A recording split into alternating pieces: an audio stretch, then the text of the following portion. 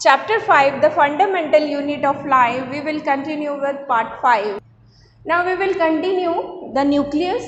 The nucleus has a double layered covering called nuclear membrane. जो nucleus है उसके ऊपर डबल लेयर होता है. डबल लेयर और सेल ऑर्गेनीज और कौन कौन सा होता है? प्लास्टिड होता है in plants and mitochondria present in both cell animal and plant also. The nuclear membrane, ये तीनों जो स्ट्रक्चर, ये three structure, these threes are double layered. The nuclear membrane has pores which allow the transfer of material from inside the nucleus to its outside, that is to the cytoplasm. जो cell थी, जो cell का हमने जब cell के बारे में जब ना स्टडी करी तब हम सेल का देखते हैं कि उसमें भी जो वाटर मॉलिक्यूल है, मटेरियल्स हैं, सॉल्यूट है, सॉल्यूशन है, वो भी क्या हो रहा है? इन और आउट हो रहा था. सेम स्ट्रक्चर ही क्या, और प्लाज्मा मेम्ब्रेन पे भी पोर्स होते हैं जो एग्जिट और एंटर को मेंटेन करके रखते हैं. सेम क्या है, न्यूक्लियर मेम्ब्रेन जो होती है, जो न्यूक्लियस पे होती है, उसके ऊपर भी क्या है, पोर्स होते हैं. ये पोर क्या कर रहे हैं? ट्रांसफ़र ऑफ मटेरियल, जो ये भी मटेरियल का ट्रांसफ़र कर रहे हैं इनसाइड द न्यूक्लियस, और न्यूक्लियस के अंदर और बाहर की तरफ. लेकिन जो न्यूक्लियस है, न्यूक्लियस के बाहर क्या है? साइटोप्लाज्म प्रेजेंट है. साइटोप्लाज्म के अंदर न्यूक्लियस होता है और सेल प्रेजेंट होती है. सेल के बाहर की सराउंडिंग अलग होती है और साइटोप्लाज्म के अंदर क्या होता है? न्यूक्लियस होता है. तो साइटोप्लाज्म में जो भी मटेरियल है उसके और न्यूक्लियस के बीच में जो एक्सचेंज होगा वो भी इसी तरीके से होता है जैसे ऑस्मोसिस होता है. Same. The nucleus content chromosomes. अब न्यूक्लियस की इंपॉर्टेंस क्या क्या है? It contents the chromosomes. Chromosomes होते हैं which are visibly as road shaped structure, और वो कैसे होते हैं? रोड लाइक स्ट्रक्चर उनका होता है. only when the cell is about to divide, chromosomes contain information for inheritance of characters from parents to next generation in the form of DNA. और ये जो रोड शेप स्ट्रक्चर है, only when the cell is about to divide, ये rod shape structure हमें कब appear होता है? जब सेल डिवाइड होने वाली है. और क्रोमोसोम जो है, क्रोमोसोम क्या है, इसकी इम्पोर्टेंस है इनहेरिटेंस में. What is inheritance? इनहेरिटेंस होता है जो भी मैसेजेस हैं जो पेरेंट्स से है जनरेशन नेक्स्ट जनरेशन में उनकी ऑफ स्प्रिंग में ट्रांसफ़र होगा, वो जो कैरेक्टर्स हैं कौन लेके जाएगा उन कैरेक्टर्स को, जिससे वो अपने पेरेंट्स के एज इट इज़ पेरेंट्स के समान वो दिखाई दें ऑफ स्प्रिंग. तो उसके लिए रिस्पॉन्सिबल होता है क्रोमोसोम. क्रोमोसोम जो है क्या करता है? इनहेरिटेंस ऑफ कैरेक्टर्स को रखता है, और ये क्या कर रहा है? नेक्स्ट जनरेशन में थ्रू डीएनए, जो फॉर्म है किस फॉर्म में उसको ट्रांसफ़र कर रहा है? डीएनए की फॉर्म में उसको ट्रांसफ़र कर रहा है. और डीएनए क्या है? DNA is a deoxyribose nucleic acid. Deoxyribose nucleic acid है, और इसी के ऊपर क्या है? It contains gene. और इसी के ऊपर क्या होते हैं? जीन्स होते हैं जो मैसेज लेके जाते हैं, या हम क्या कह सकते हैं कि ट्रांसफ़र होते हैं पेरेंट्स से नेक्स्ट जनरेशन में. DNA molecules contain the information necessary for constructing and organizing cell. DNA molecules जो हैं वो क्या करेंगे? इंफॉर्मेशन रखते हैं, वो नेसेसरी इंफॉर्मेशन रखते हैं जो कि क्या करेंगे? एक सेल को ऑर्गेनाइज कैसे होगी वो, और उसका कंस्ट्रक्शन कैसा होगा उसके बारे में वो बताएगा. Functional segments of DNA are called genes. जो फंक्शनल सेगमेंट है डीएनए का जो भी पार्ट है जिससे क्या है नेक्स्ट फर्दर मैसेज आएगा, एक्चुअल में वो क्या है? जीन्स हैं. In a cell which is not dividing, this DNA is present as part of chromatin material.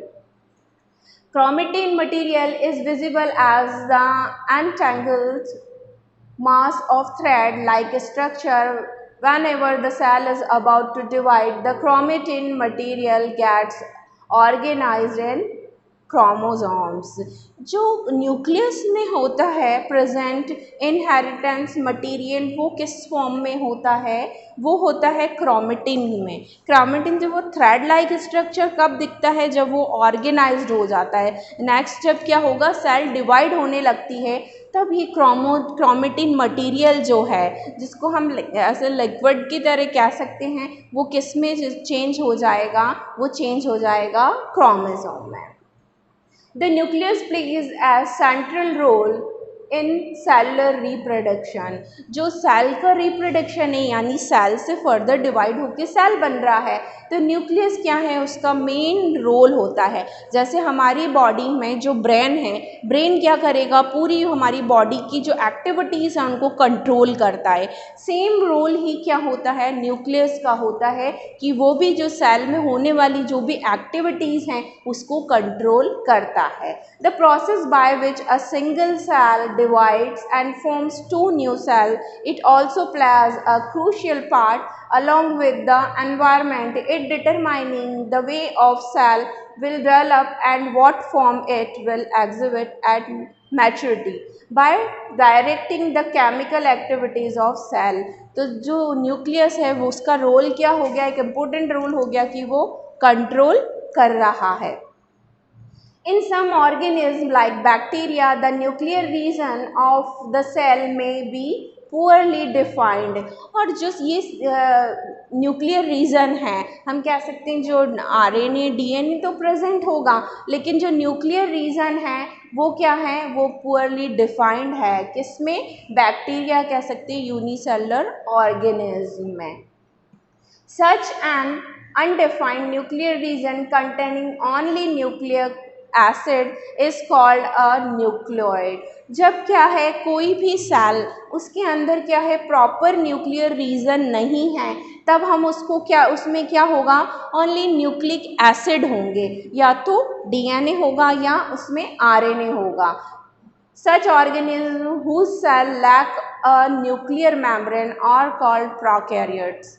और जो न्यूक्लिक एसिड ही प्रेजेंट है तब हम उसको न्यूक्लियोइड बोलते हैं, न्यूक्लियस नहीं बोलेंगे, क्योंकि वो मेम्ब्रेन बाउंड स्ट्रक्चर नहीं है। तो जो भी मटेरियल है, इनहेरिटेंस के लिए मटेरियल है, वो किस में है, न्यूक्लियस में है।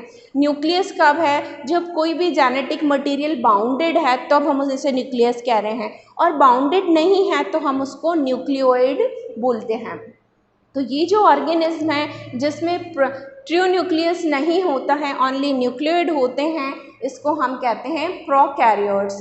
प्रोकैरियोट्स में pro means the primitive and primary. इसका स्ट्रक्चर कैसा है, न्यूक्लियस का प्राइमरी और प्रिमिटिव टाइप का है। कैरियोट्स मीन्स होता है कैरियोन, और इसको हम बोलते हैं न्यूक्लियस। न्यूक्लियस के लिए हमने रिप्रेजेंट किया है। तो जो प्रोकैरियोट्स है इसका मतलब हुआ प्रिमिटिव टाइप ऑफ न्यूक्लियस।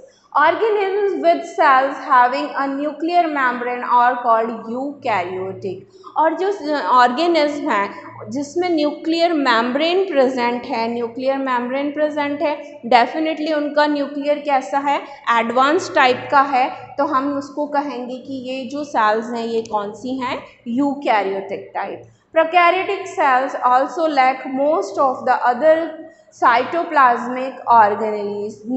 जो प्रोकैरियोटिक सेल्स होती हैं उसमें केवल जो प्रिमिटिव टाइप का न्यूक्लियस ही नहीं होता, उसमें कुछ ऑर्गेनेल्स, सेल ऑर्गेनेल्स भी एब्सेंट होती है, और जो यूकैरियोटिक हैं उसमें ये प्रेजेंट होती हैं। तो जो other cytoplasmic organelles present in eukaryotic cells, और मोस्ट ऑफ क्या है वो यूकैरियोट्स में होती हैं। Many of the function of such organelles are also performed by poorly organized parts of the cytoplasm. और जो ये जो सारी स्ट्रक्चर्स हैं, सेल ऑर्गेनेल्स हैं, वो कहाँ प्रेजेंट होंगी, डेफिनेटली सेल के अंदर साइटोप्लाज्म वाले पार्ट में।